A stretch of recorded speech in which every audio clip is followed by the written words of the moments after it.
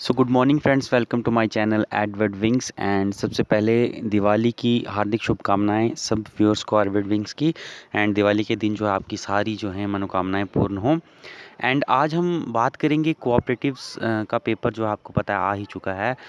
Second week of December को set किया गया है, यानी सेकंड वीक ऑफ दिसंबर में जो भी संडे आने वाला है वही दिन जो है आप अपना पेपर जो है उसकी डेट फाइनल करके चलिए। ठीक है, जो भी संडे आएगा इस वीक में, सेकंड वीक में जो भी संडे आ रहा है उसी दिन ही आपका पेपर होना है। ठीक है, तो कोऑपरेटिव पर देखिए थ्योरी लेक्चर जो है हमने सब अपलोड कर दिए हैं। काफ़ी देर टाइम पहले से ही मैंने जो है ये सिलेबस कवर कर लिया था। और उसके साथ साथ हर लेक्चर के साथ आपको एमसीक्यूएस जो हैं वो भी वहाँ पर प्रोवाइडेड हैं। तो जिन्होंने नहीं देखा तो प्लेलिस्ट में जाकर ज़रूर आप देख सकते हैं। आज से हम एक नई सीरीज़ स्टार्ट करेंगे। देखिए जो जीएस का पोर्शन है उसको आप कर सकते हैं, आपके पास मटेरियल भी है, लेकिन एक नई चीज़ जो है वो कोऑपरेटिव का ही पोर्शन है, जो कि सब बच्चे जो हैं मैक्सिमम बच्चों के लिए एक नई चीज़ है। तो इसके ऊपर ही हम ज़्यादा तवज्जो देने की कोशिश कर रहे हैं, क्योंकि इसका मटेरियल भी जो है काफ़ी कम जगह पर बच्चों को मिल रहा है, और जहाँ मिल भी रहा है तो काफ़ी लिमिटेड मिल रहा है। तो इसी के ऊपर आज हम नई सीरीज़ स्टार्ट करेंगे, जिसमें हम एमसीक्यूएस सीरीज़ जो है वो स्टार्ट करेंगे, और कोशिश करेंगे कि हफ्ते में 2 या 3 वीडियोज़ जो हैं एमसीक्यूएस के ऊपर जो हैं वो हम चलाते रहें। ठीक है, एमसीक्यूएस वैसे मिलने को बड़े कम मिल रहे हैं, जितने मिले हैं मैंने ऑलरेडी भी डाल रखे हैं। हर थ्योरी लेक्चर के साथ जो एमसीक्यूज़ की वीडियो है, और भी ढूंढ रहे हैं, जितने भी मिलेंगे हम ज़रूर उसको डिस्कस करेंगे। तो आज जो है पार्ट 1 रहेगा इस सीरीज़ का। इसी तरह जो है 1-2 दिन के अंदर अंदर हम एक वीडियोज़ जो हैं वो ज़रूर अपलोड करने की कोशिश करेंगे। तो स्टार्ट करते हैं इस वीडियो को, और आइए देखते हैं आज क्या क्या एमसीक्यूज़ जो हैं इस वीडियो में आपको मिलेंगे। ठीक है, पहला क्वेश्चन है, इन विच 5 year plan central committee for cooperative training was establish. ठीक है, तो आपको बताना है कि 5 ईयर प्लानिंग सिस्टम जो इंडिया में स्टार्ट हुई थी 1951 में, पहला 5 ईयर प्लान आया था। तो आपको बताना है कि कौन से 5 ईयर प्लान में सेंट्रल कमेटी जो थी कोऑपरेटिव ट्रेनिंग की वो इस्टेब्लिश हुई है। ठीक है, तो एमसीक्यू सीरीज़ में हम वही क्वेश्चन डिस्कस करेंगे जो कि हमने पीछे नहीं डिस्कस किए हैं। ठीक है, जो हम थ्योरी या पहले एमसीक्यूज़ में पढ़ चुके हैं उन चीज़ों को हम रिपीट नहीं करेंगे, टाइम वेस्ट नहीं करेंगे। आप वो चीज़ें वहाँ जाकर देख सकते हैं। यहाँ पर जो भी सीरीज़ स्टार्ट करेंगे, जो भी क्वेश्चन हम डिस्कस करेंगे वो नया क्वेश्चन होगा जो कि हमने पहले नहीं डिस्कस किया है वीडियो में। ठीक है, तो पहला जो है सेंट्रल कमेटी जो थी कोऑपरेटिव ट्रेनिंग की, बेटा ये इस्टेब्लिश करी गई है सेकंड 5 ईयर प्लान में आपके। ठीक है, तो सेकंड 5 ईयर प्लान जो था इसके अंदर आपकी जो है सेंट्रल कमेटी जो रही आपकी कोऑपरेटिव ट्रेनिंग की, ये इस्टेब्लिश करी गई है। ठीक है, उसके बाद सेकंड क्वेश्चन है कि which committee recommended that a specific provision shall be made in the existing act of 1912 enabling rural societies to change their liability from unlimited to limited. ठीक है, तो आपको बताना है कौन सी कमेटी ने रिकमेंड किया था कि जो 1912 के प्रोविजन हैं, 1912 में जो प्रोविजन आए थे उसमें किस कमेटी की रिकमेंडेशन थी कि आखिरकार जो रूरल क्रेडिट सोसाइटीज़ हैं हमारी, तो रूरल सोसाइटीज़ जो हैं उनकी लाइबिलिटी जो है वो अनलिमिटेड से बदलकर लिमिटेड कर देनी चाहिए। ठीक है, तो इसका आंसर जो है वो रहेगा, सॉरी ब्रश ही गायब हो जाता है यहाँ पर।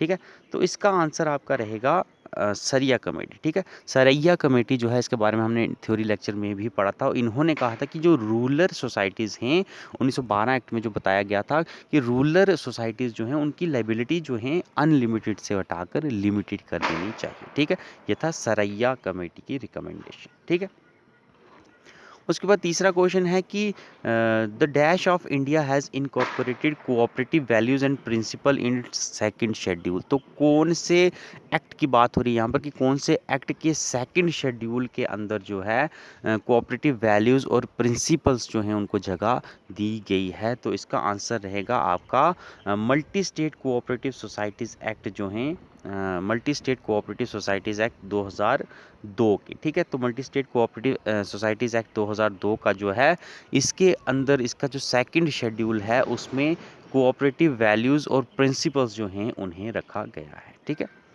उसके बाद आगे चलेंगे तो फोर्थ क्वेश्चन कहता है कि the Soviet leader realise that the need for an early reorganisation of Russian agriculture and they adopted collective farming known as. तो यहाँ पर बात हो रही है कि सोवियत लीडर जो है यानी रशिया के लीडर जो होते थे, उन्होंने रियलाइज़ कर दिया था कि रशियन एग्रीकल्चर जो है उसको भी प्रमोट करना चाहिए, एंड उसके लिए उन्होंने कलेक्टिव फार्मिंग सोसाइटीज़ जो है बनाई थी। तो रशिया में जो कलेक्टिव फार्मिंग सोसाइटीज़ जो बनी थी, उन्हें क्या नाम दिया गया था? रशिया की बात हो रही है। देखिए किबुट्ज़ जो है ये हमने पहले भी पढ़ा है, ये इज़राइल की सोसाइटी है। मोहसाविन जो है ये भी इज़राइल की सोसाइटी हैं। तो जो कलेक्टिव फार्मिंग सोसाइटी रशिया की बच गई है वो है कोलकोस, ठीक है। तो कोलकोस जो हैं इन्हें कलेक्टिव फार्मिंग सोसाइटीज़ कहा जाता है, कहाँ पर? रशिया में, ठीक है। ये भी पूछ सकते हैं कि कोलकोस जो है ये कौन से देश की सोसाइटीज़ हैं, तो ये रशिया की सोसाइटीज़ हैं, ठीक है। इसी के ऊपर आगे कहते हैं beside the collective farming, collective farming जो है उसे कोलकोस तो कहा जाता ही जाता है, लेकिन इसके साथ साथ कहा गया कि स्टेट फार्म्स जो हैं उन्हें क्या कहा जाता है रशिया में, ठीक है। कलेक्टिव फार्मिंग जो है उन्हें कोलकोस कहा जाता है, जो स्टेट फार्म्स हैं यानी गवर्नमेंट के द्वारा जो मेंटेन किए जाते हैं फार्म, उन्हें क्या कहा जाता है? रशिया की ही बात हो रही है, तो उसे कहा जाता है सोरकोजी, ठीक है। सोरकोजी जो है वो नाम दिया गया है स्टेट फार्म्स जो हैं रशिया के अंदर उन्हें, ठीक है। तो सोरकोस भी रशिया की सोसाइटी है, इसे भी याद रखिएगा, ठीक है। उसके बाद लैंप्स के बारे में हमने पहले पढ़ा था कि लैंप्स जो हैं ये कोऑपरेटिव सोसाइटीज़ हैं जो कि एसटी यानी शेड्यूल्ड ट्राइब्स की वेलफेयर के लिए बनाए गए हैं। तो आपको आज बताना है कि लैंप्स जो हैं इनकी फुल फॉर्म क्या है, ठीक है। तो लैंप्स की फुल फॉर्म क्या है? तो lamp stand for large size Adivasi multipurpose cooperative societies, ठीक है। तो आदिवासी वर्ड याद रखिएगा, शेड्यूल्ड ट्राइब से आपको आदिवासी वर्ड जो है वो याद आएगा, एंड बाकी जो है आप बना ही सकते हैं क्वेश्चन, ठीक है। उसके बाद क्वेश्चन नंबर 7 पर चाहें तो फिर से रशिया के ऊपर आते हैं, रशिया की कोऑपरेटिव सोसाइटीज़। तो वहाँ पर जो रिच कोऑपरेटिव सोसाइटीज़ रहती हैं फार्मर्स की, रिच फार्मर्स की कोऑपरेटिव सोसाइटीज़ जो हैं उन्हें क्या कहा जाता है, ठीक है। ये रिच के साथ आप फार्मर्स भी जो है ऐड कर दीजिएगा। तो रिच फार्मर्स की जो कोऑपरेटिव सोसाइटीज़ जो रहती हैं रशिया में, सोवियत यूनियन में, उन्हें क्या कहा जाता है? तो देखिए कीबोर्ड्स अगेन इज़राइल के आ गए हैं। कज़ारियन स्टेट ज़रूर इज़राइल का नाम सॉरी रशिया को कज़ारियन स्टेट के नाम से भी जाना जाता है, लेकिन फिर भी जो रिच फार्मिंग सोसाइटीज़ हैं उन्हें कज़ारियन नहीं कहा जाता, इन्हें कहेंगे हम कुलकास, ठीक है। तो कुलकास जो हैं ये कहा जाता है, जो रिच फार्मर्स की कोऑपरेटिव सोसाइटीज़ हैं रशिया में उन्हें कहा जाता है कुलकास, ठीक है।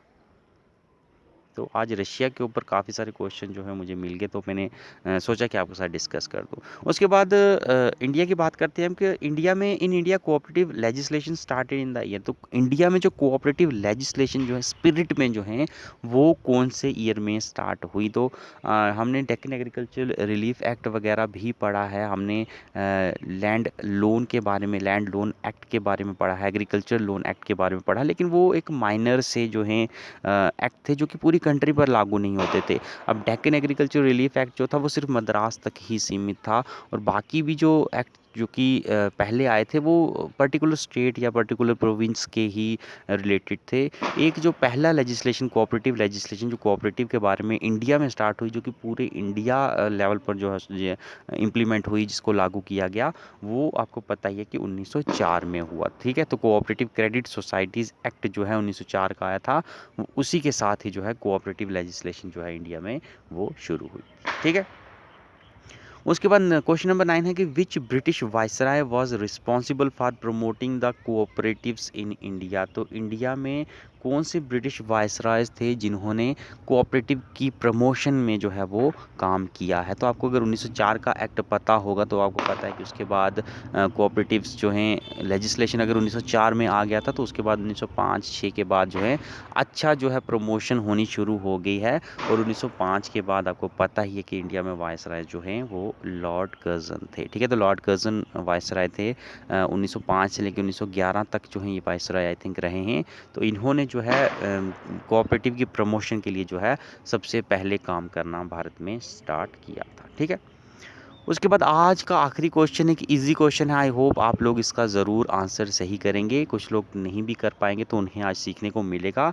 तो रफाइसन का नाम आपने सुना ही है, तो Raiffeisen a great name in the field of cooperatives related to which country. तो रफाइसन आपको बताना है कि कौन सी कंट्री से बिलोंग करते हैं। ये एक इंसान का नाम है जिन्होंने एक रेवोल्यूशन लाया था, जिस भी कंट्री से ये बिलोंग करते थे। तो आपको बताना है कि किस कंट्री से बिलोंग करते थे, कोऑपरेटिव्स के मामले में रेवोल्यूशन लाया था, ठीक है। तो ये आपको पता ही होगा कि ये जर्मनी के बंदे, ठीक है। तो जर्मनी से जो है बिलोंग करते हैं रैफाइसन। कोऑपरेटिव बैंक्स जो हैं रूरल एरिया में इनको काफ़ी क्रेडिट दिया जाता है।